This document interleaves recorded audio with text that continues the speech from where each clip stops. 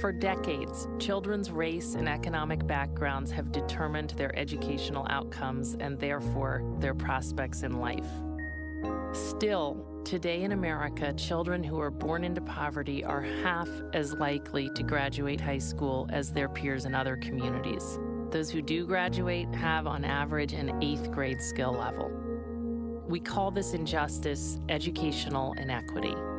Our leaders have long recognized that we simply have to correct it, but in our zeal to solve the problem quickly, we have often oversimplified both the causes and the solutions. There have been breakthroughs. One class would separate from the pack. Most people saw these as exceptions, the product of charisma, one-off miracles. It turns out they weren't miracles at all. Today, a growing number of extraordinarily successful classrooms and schools are putting their students on a completely different trajectory. We still need to improve urban and rural economies and strengthen social services, but successful teachers and schools are showing us we don't need to wait for that to happen.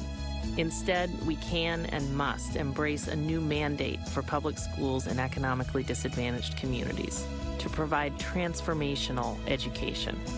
Education that fundamentally alters students' academic and life prospects. Now the task is to bring success to millions more children across whole districts. There's reason for optimism. Today we see evidence of substantial progress in places many had given up on. Places like New York City, Washington, D.C., New Orleans, and the Rio Grande Valley in Texas. There's nothing elusive about what it takes to provide a transformational education. It requires the same ingredients as great accomplishment in any endeavor: embracing an ambitious vision, in this case, a vision of academic excellence.